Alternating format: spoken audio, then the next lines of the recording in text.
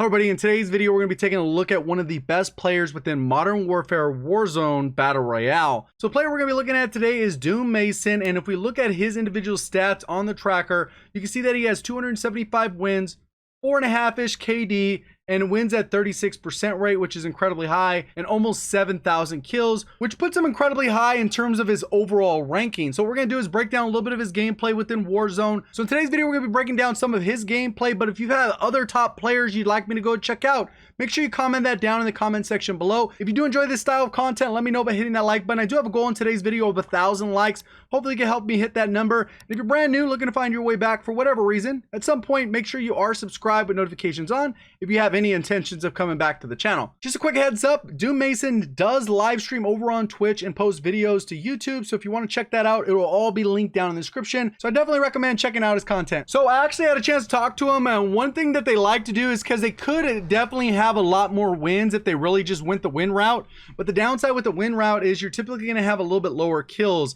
And one of the easiest ways that I even did a video on is just do a bunch of those recon challenges, because they show you where the circle is going to collapse to. And if you use 7 or 8 of those in a match, you'll end up getting almost basically the final circle. You can just position yourself on the high ground. And what he's going to typically like to do with his whoever he's playing with is they go after the bounties. You can see they've all marked them towards the boneyard section. They're going to head over in that direction. That is kind of a hot drop, boneyard, superstore, wherever the case is, and they head specifically for where there's going to be bounties. What you can see in this particular scenario, he's going to land on this helicopter, because this is also another trick to kind of get some high kills initially, is you could jump low, and all these people that have to make the long glide to boneyard, you're able to pick up a few easy kills. This is kind of cheesy, this is busted, but this is definitely 200 IQ, being able to take advantage of people not really having much control. He's able to get a couple downs there, moves it along. He said he has been able to get up to about 8 players in one individual pass. And you can see where the teammates are going.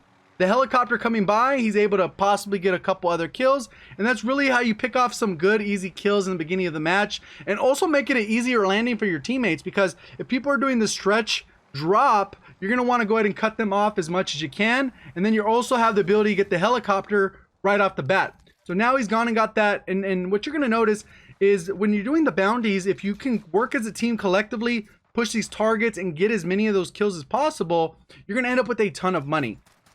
Comes through, gets a nice easy little kill here, cleans up the dude. There is still one more with the shotgun. Teammate comes in, they kind of converge, and now they've wiped out that area. Teammate's going to provide cover while he ends up getting this revive. And what ends up happening is once you get money, then you're able to get the drops. Even though the price has gone up, I don't think it's high enough personally. I think it's probably a little bit high for solos, which is fine. But when it comes to trios, especially when you start doing all these individual contracts, you get a ton of money. You're gonna get like 5, 6, 7,000 for a bounty, and even more if you're actually talking about the collective whole, because each individual member is actually collecting this money. So what they're gonna do, you're gonna see they're just gonna loot the area, skim through, get what weapons they can. And what he also talked to me about was that when they do the loadout drop, some people are running overkill, or they run ghost, right? He's going to go with ghost 100% of the time. And then what will end up happening is when he actually grabs his loadout, he's going to grab a loadout with the sniper rifle first. And then he's just going to keep whatever weapon he has currently. So if that's an M13, MG34, SMG, if it's MP7, he's just going to stick with whatever that weapon is until the free loadout drops. And then he'll just get the second loadout so he can maintain ghost. Because more often than not, if you do have ghost, you are going to have an advantage on your opponents that do not. Not 100%, but you will have an advantage going into an engagement, because if they think only one player is there, they're going to go ahead and push aggressively. And then they show up and there's 2 teammates there, 3 teammates there. They all have ghost or whatever the case is. Kind of a mixture of that, and you can have that element of surprise. So now you can see they kind of gotten that bounty. They're heading over to that target, and they're going to make an aggressive move towards that. These are all competent players, so obviously if you're going to be going for these wins, you want all the players to be competent, but he rotates people out on a regular basis, and I've seen him play with a ton of different players where he's able to get these higher kill games while still maintaining the win. I know a couple people higher on the leaderboards that have more wins, but they're doing that recon method that I talked about, and sometimes they'll get a win with like 3 kills. Personally, if it's your first win, kudos to you, but if it's like your 10th, 15th win, you want higher kill wins, at least double digits, right? And 20 plus would be ideal. And you're going to kind of see how this plays out. So they team shoot, take these guys out. They are using the marking system. He was able to jump on and provide me raw gameplay, so it doesn't have all their commentary talking over it, just so I can have a little bit clearer comms, because if you had all their voices plus this, it would get a little bit wild. So they've cleared that out, and they're going to just go ahead and kind of move over to this area to the buy station. Armor plates, it looks like they need armor plates. They have enough money to buy armor plates, UAV, and a loadout drop for pretty much the whole team. Gets a quick reload. Gonna go ahead and go over here. Let's see what he does with the station here. They got the plates, got the more plates, got the money. Now they're gonna have enough for the loadout drop. He's missing $100. Go ahead and drop the $100. Boom, easy. And you kind of get into this rhythm of moving efficiently where you just get the 8,500, get your loadout drops, and then you're gonna have a statistical advantage just because you have weapons that are fully decked out with 5 attachments that you're comfortable with versus this weird LMG that's slow. So what you're looking at here, he ends up still keeping that MG, but now we switch to the sniper. A lot of the higher kill games, to be honest, is you'd be using a sniper rifle. I feel like I get less hit markers with the HDR, but it really just depends. I've used the AX a little bit. I just feel like it's a little bit less consistent for me personally. But a lot of times I've played with people, I'm running the RPG so I could shoot down the vehicle or the helicopter if someone comes up. And the people that are running the snipers, they're able to get picks. You down a player, and then 3 players can rush, because if you're all competent in your ability and you're confident, you're going to be able to go ahead and rush the player, and it ends up being a 3v2 situation. You can finish that player off. Maybe you get 2 picks because 2 people on your team are running snipers, and that is a strategy where you're going to be able to move across the map. They do have that bounty. It's way too far away. They're going to end up just grabbing another one just because they got into engagements on this side of the map. They do have enough money for a UAV. You can see they're not too spread out. They're kind of stacked together, and their one a little bit further away. But once the bounty's gone, they're going to have to run up and grab another bounty. So right now, this is a great start to the game. There's 85 players. They each have about 6 kills each, 5-6 kills. They're looking at 15 kills, and I think they end up finishing the match with over almost 50 kills or something like that. Once he grabs the bounty, then they got to rotate to wherever the next location is. And odds are it could be even the same exact bounty they had before because it just expired. So now you can see the guy in green. So he's up top, getting a bird's eye view up top. And then they're just going to rotate down there. 13,000. Reed Boy already has $13,000. He just jumped off. Oh, there it is. Easy pick. See, easy pick downed. And then now the enemies, like, if they're frantic, especially if they were down a player, they're going to be super frantic because it ends up being a 2v3 situation or a 1v3 situation. And that is not a good thing. Ends up getting cleaned out. His teammate ended up cleaning up the snipe. Worked out pretty good there. So now you're in an advantage here. His teammate ended up cleaning up the other kill. Bounty contract complete as well. That ended up being the bounty. So there's just good timing in that range. But you can see combined, they're already sitting on over $20,000, which is plenty. They already got all the armor they need. They got pretty much everything they need. So they're able to just push the pace of somebody else that maybe doesn't have their loadout drops. Maybe he's camping a little bit more. They're waiting for the free drop in 30 seconds. Missed the snipe there. Obviously, they're not perfect players because you get in scenarios. They're not using aimbot like we saw in the last video. That was a complete joke. Ends up getting a little bit out of the way. Challenges it again. Misses the snipe. Got to re-armor. And then get to a better position so they can get another angle on that. That's the benefit of having multiple teammates, is you know they can provide you cover while you back off a little bit. Looks like the teammate got downed on the right side. And now they're in the little pick situation. The guy's playing aggressive, running up. Got 2 kills. And I guess the teammate down the other. So now they're going to do the self-res all the way until about 90%. And then you just tap it and your teammate can pick you up. Unfortunately, there is a bug with this currently. Hopefully it gets fixed in the next update because it has been a big issue, which you guys will see in my video where I break down the RAM versus the M4A1. So right here, you can see they're pushing the loadout drop. This loadout drop happens right at the end of the first zone collapsing. So you obviously have the first 5 minutes, and then the second 5 minutes, by the time it drops, then you get that free loadout drop towards the end before the second zone starts to actually give you the zone. So he's going to run over here. Then he's going to pick up a second weapon, which is actually a little bit slower kilo. I was joking with him a little bit. I was like, why is your kilo so slow? He's like, well, it doesn't really matter because you're going to treat it more like an LMG. So that's all he does. He has a little bit slower of a kilo, but obviously it's effective because it does allow him to get multiple feeds, especially when you're trying to down a lot of players. 100 rounds is plenty when it's going to take 12, 15 shots to kill. You're going to be able to down the player, down a player, finish them off, down another player, finish them off, and then you have to reload. And by that time, you've already finished them off and you should have plenty of time. Everyone's back up on plate, self-revive, and they're still sitting on approximately $12,000. So now they're jumping in the vehicle. And if you're going to transport in a team, I highly recommend using this individual vehicle over the other vehicles, because the other vehicles, you can actually get a 3-piece. You can kill all players with just one C4 or one RPG or one launcher or whatever the case is. But when it comes to this individual vehicle, it takes 2 to the C4 or launcher. This one is a little bit more safe in terms of that. Even though it's big, loud, whatever, the goal is to keep your team intact. Because if they just blow you up, everyone's got to self-revive. You're basically sitting ducks. So now they're rotating along. So they're kind of riding the edge of the storm here. This is a little bit different. Maybe they're just trying to avoid the airport completely, so they kind of went a little bit on the long route. So they're currently sitting on 19 kills as a team, which is pretty solid. They're going to head straight to the next bounty. And since they've already done a bounty, this one's going to be worth definitely more.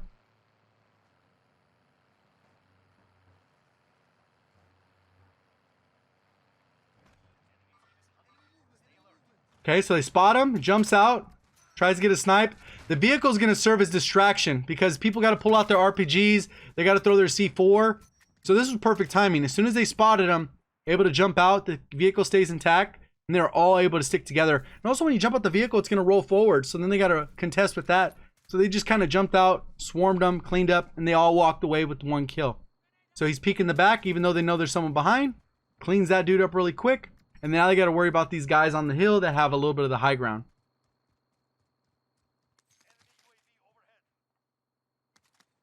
There it is. Got the C4. So there's another vehicle rolling up. This one should be a C4 play, maybe a snipe. Nope, it's just shoot them down. Kilo destruction. That's one of the benefits with the Kilo is personally, like even though it does have a little bit more recoil than maybe the M4 or the M13, it does have that 100 round mag versus the 60 round mags that the other ones have. So that's like an extra, 40 bullets that you wouldn't have in those other ones without reloading. So they know the guy's there. They just got to reposition.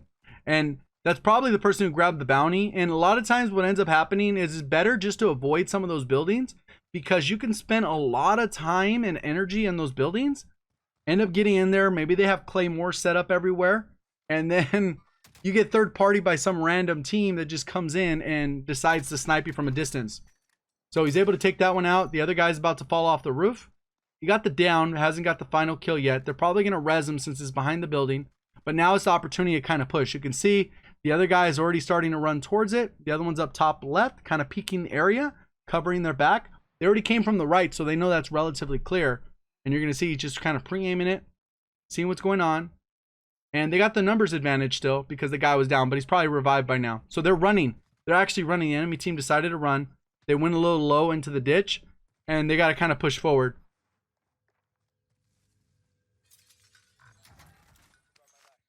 Bounty averted. You get free money for that. Now they're sitting on 20,000. Easily 25,000. So teammate was able to clear those guys up. And they just move on. They're going to grab another bounty. And the bounties kind of work as a 4-minute UAV or 3-minute UAV, because you get the timer on your thing and it says 3 minutes and you know where somebody is for 3 minutes, which is kind of a huge time because the UAV is only going to last 30 or 40 seconds. And this is sometimes what ends up happening just in the matches. There end up being these lulls. They could have probably, like if they were a little bit closer to a station, maybe they would have had a UAV at this point, and then they could have pushed the action. There was a guy at the top. They should see 2 of them. He marked where they're at. Maybe the team can get an aim. That is a very hard shot to hit. He's probably going to still try and take it. Ends up getting a hit marker. So that guy is definitely down to 1 plate, full health. And they have the high ground, so it's really kind of that decision. Do you want to push it? Check your back. But you know where those guys are for another minute and a half or so. So it looks like he's repositioning, getting a better line of sight. It looks like his teammates were firing. So obviously they have a clear line of sight of where the enemy is. Compared to where he was able to see him, but there was a lot of tree line blocking it. Oh, that guy slid out.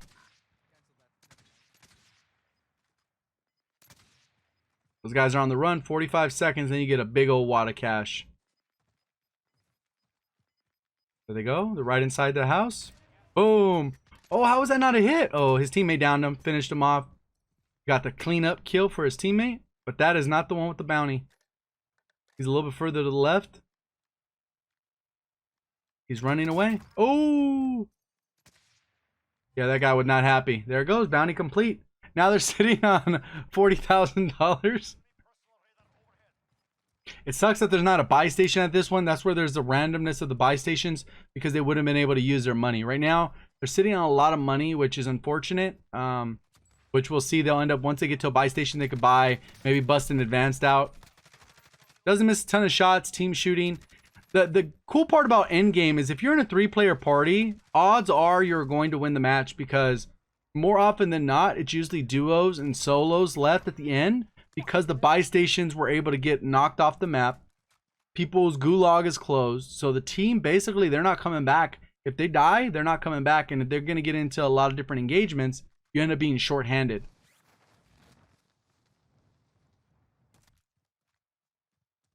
So the only buy station is in the zone, or towards the gas, which they only have 20 seconds, so it's too fast to actually go over there and back. Got the UAV. Must have picked it up off of someone, because they haven't gone to a buy station. Oh, there's a guy sniping. Oh, clean shot. There's still 2 more over there. Trying to res them. Kind of looks like the wood is the guy's head. That's what I was looking at too. The guy just got up. He downs him. Hits the teammate. Before the guy gets away, it looks like there's another teammate around the wall. This guy probably doesn't have a... Oh, he does have a sniper too. Backs off. Teammates help to come back up. And that's where the snipes come in handy, because you're able to down people without actually having an engagement. You don't have to worry about those close quarters. If you do get downed, you're much more likely to get revived, because your teammates can out-snipe them. Or you can like call to cover. You could self-revive. There's a lot of different options with sniping over just using a gun and another gun for your secondary, which are fully automatic weapons. So like running a rifle and an SMG isn't as always the best combo unless you're going door to door and happens to be closing on a building. Then you're probably in a better spot. But the way they're navigating around the map, ooh, how is that not a hit? There's another one. That looked like it was going to be a hit too.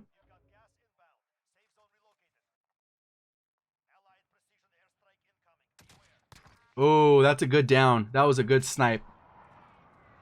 So now here's the buy station. And the benefit with all this money is they're sitting on like $40,000.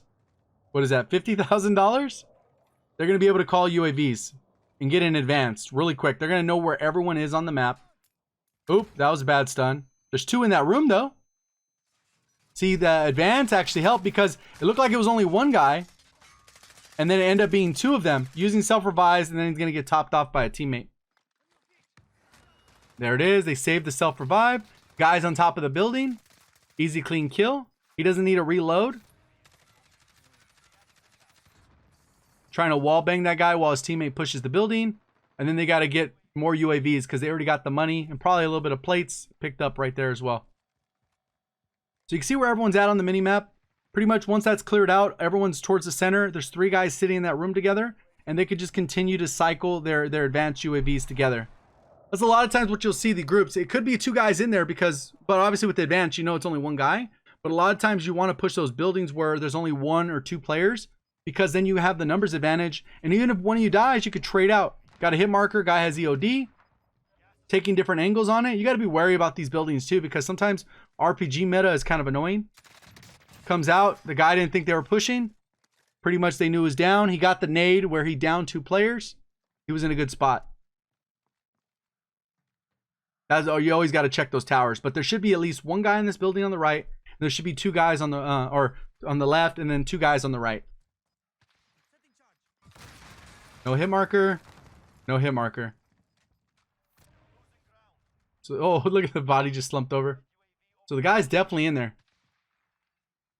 You see how quick their 50,000 disappeared, because they decided to go with advance. But you have that much money, you might as well go with an advance. So he's down low. Perfect the way he did it. The guy was camping with the claymore. Popped the door open. And I talked about that in the pro tips. A lot of times with the way the lag comp works, if you pop a door, you're already shooting them before they even hear the door open, which ends up putting you in a huge advantage. Even if the guy was pre-aiming the door, clean kills, guy threw a C4 at him, he's good. It's the last kills, and that's pretty much game. And what we could see is they end up getting pretty much equal amount of kills, all about 5,000 damage split between them. And I purposely didn't have him send me like his 25 plus kill gameplay, just because I want to kind of give you an average going through the motion, what happens when they're playing. Because a lot of times the high kill games is you're doing this exact same thing on repeat. And if you play for enough hours, you get the right circumstances where everything kind of falls into place. Just a reminder, Mason does live stream over on Twitch and post videos to YouTube with a lot higher kills than I just showed off in today's video. So go ahead and make sure you check them out. The links to all those will be in the description. If you enjoyed the video, let me know by hitting that like button. If you're brand new, looking to find your way back, definitely consider subscribing with notifications on. Do appreciate all the support on the channel. Thank you for watching. As always, have a great day.